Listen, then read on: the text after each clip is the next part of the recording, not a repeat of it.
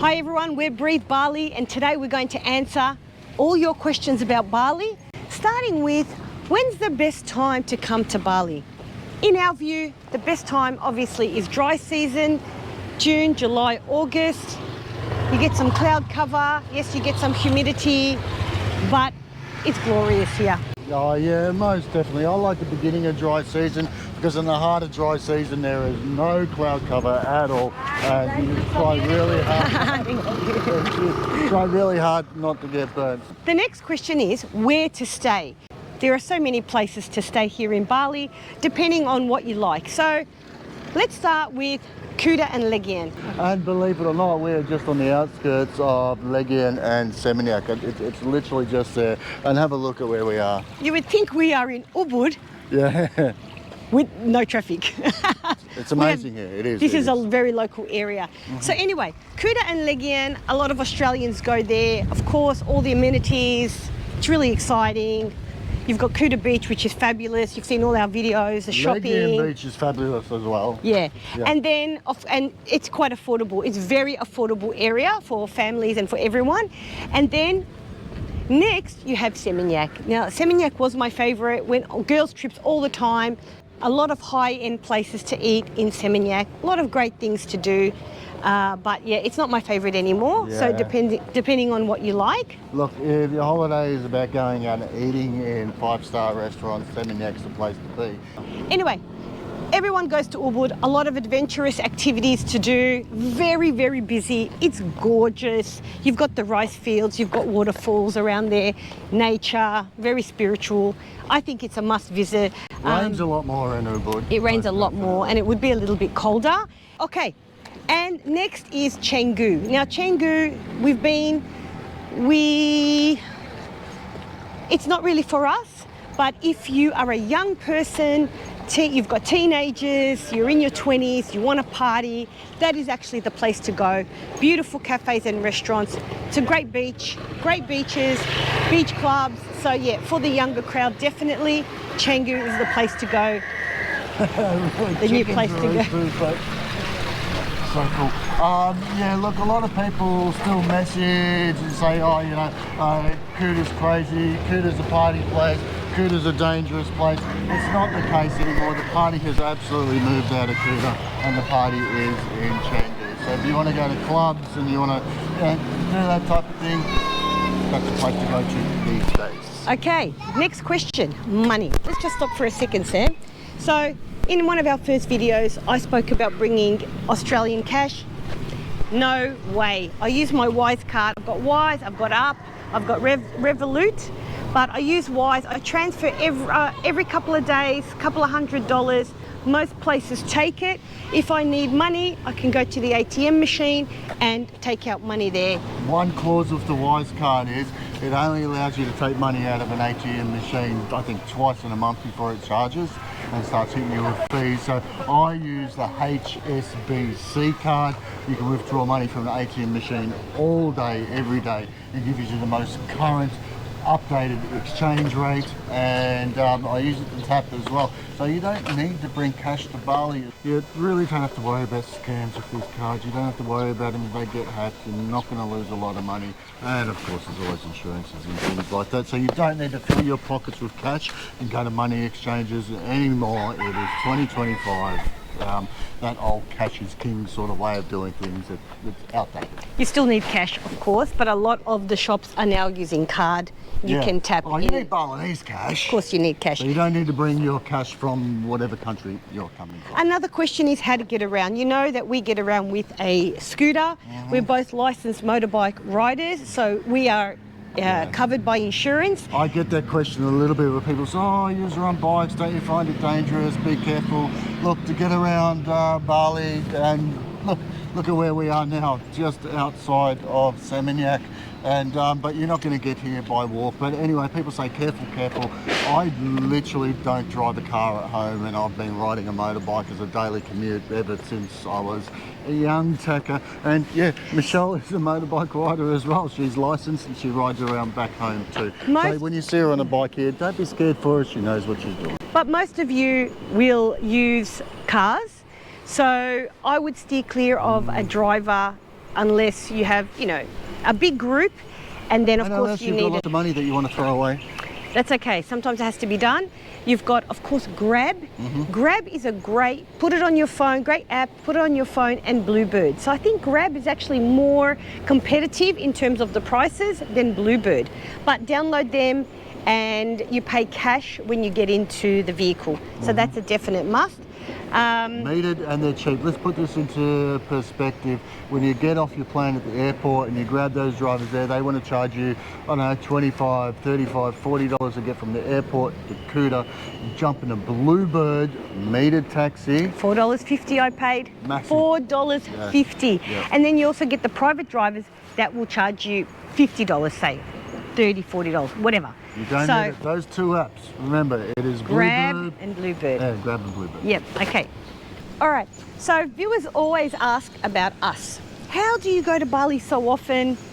We come back and forth from Melbourne, and we are both teachers, so we do have that luxury of time. And of course, we've been taking leave without pay. We've been tapping into long service leave at half pay, and we've also been taking our annual leave as well. So we've been doing a mix of quite a number of things.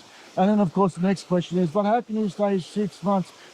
We get to be to a 2-month visa, and then we extend that. You can extend that twice in any 1 year. And then for a lot of other people, you can do what they call visa runs, where you leave the country quickly. What we did last year, if you saw our videos, we went and had a great holiday in Vietnam. It was a great holiday in Vietnam, but there was a visa run as well. And that worked out really well for us. So yeah, we are here Quite a lot. Yeah. Okay. Our next question we get is where to eat. So these are some of our favorites in the Kuta Legian area, okay? We think to ourselves, okay, we don't want to risk Bali Bali. We've been many times. Let's go to our favorites, all right? So one of our favorites is Satay Mandeni. We go there all the time. The food is fantastic. Yep. Another favorite is Kori on Poppies 2. And another favorite is the Pad on Bene, and that's in Jailan, Benasari. Yep. And what's that really cool place in Poppies 1 that we've been going to? Oh, it's Munchies. It's a small warong that makes the best potato cakes and nasi goreng. And what do you eat?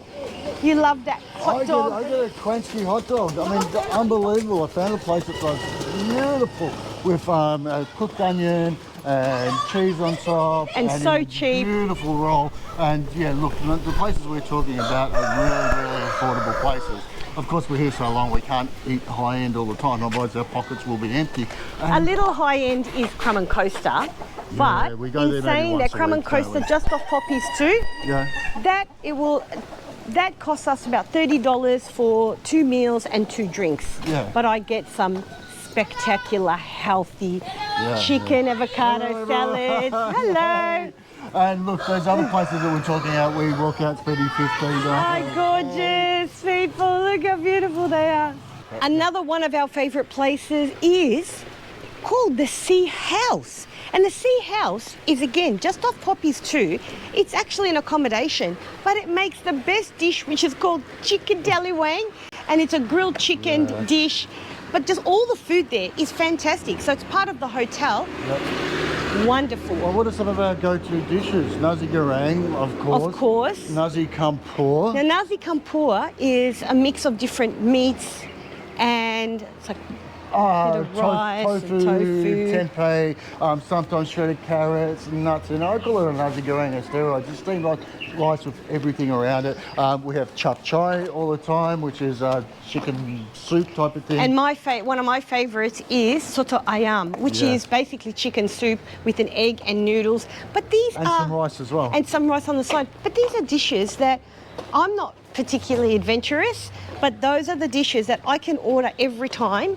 And I know I'm not going to be hit with the crazy spices and flavours that I don't like. Sam is very adventurous. I grab sambal and I eat sambal all the time. I love the spicy food. But another thing about these local dishes that I really want to highlight, when we stop and we eat these local dishes, it feels like we're eating fresh, clean food. It's amazing how different my body reacts to these clean local dishes compared to all of that, you know, I don't know, stuff. Burgers, pizzas, other things. We try to avoid that. So we try to eat healthy as much as possible. So I go for the Indonesian dishes with chicken. There's chicken in abundance. So the chickens, the eggs are going to be fresh. You can't go wrong. I am a bit skeptical about ordering seafood in like Kuta, Legian. Yeah. I made this a bit controversial, but unless I'm in a fishing village, I try not to order fish because I find that seafood really hit and miss, and I'm always, I've had Bali belly from 5-star seafood. Yeah, we've been really sick here a few times. But when we leave this area and we head off to the remote areas around the island, like we keep telling you, go and watch our videos. Go to Ahmed, Lavina. Ahmed, Lavina, East Coast, West Coast, and we're on fishing villages. I go straight to the fish every single time because they've got them fresh and you can look at them there. They've got beautiful coloured gills, the eyes are clear, and they cook. Amazing. If you love that, go there. Yep. As you should know, we have plenty of shopping videos, so if you haven't had a look, please look. But just a quick rundown for your information. These type of sundresses, don't pay more than $10, okay? For sure.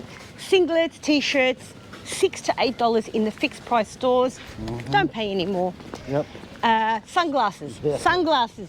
$10 for premium sunglasses. Prada ones, Versace ones.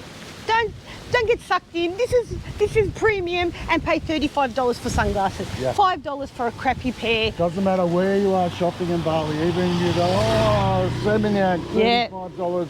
You know what? Take a cab ride to Kuta. Take a cab ride to Kuta. $10. And go to a fixed price store. Shorts are $5, hats are $5. We've learned that if you really want the really good quality A-frame ones, you can probably... For the caps? Yeah, for the caps. Don't $10. really like caps. Yeah, 10. If you squeeze really hard, maybe you get them for 8. Sorry, and of course, handbags. We look at handbags all the time, and of course, they do vary. But on average, $25 for a basic, nice, decent copy, and $50 for a premium bag. You shouldn't really be paying more.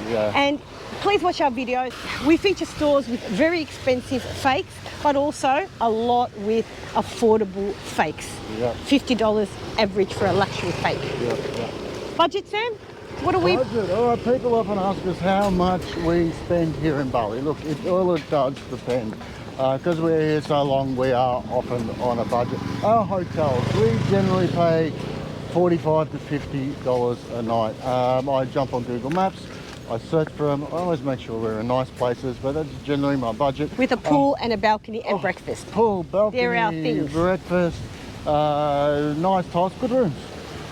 Sometimes we feel like splurging a little bit and we'll spend $75 a night, but never any more than that. You don't need to here in Bali. People often say Bali is really, really, really expensive.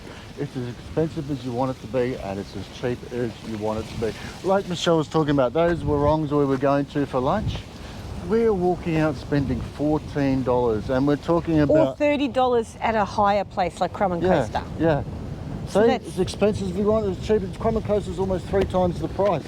But if you go to Seminyak, you can walk out spending $60 for a lunch easily. That's a crazy amount of money in this environment. If you're coming for a week, you want to splurge, absolutely do it. I love 5-star high-end places, but you have to pay for it. So let's keep talking about budget here. Sorry, motorcycle hire. I've got to finish. Motorcycle hire.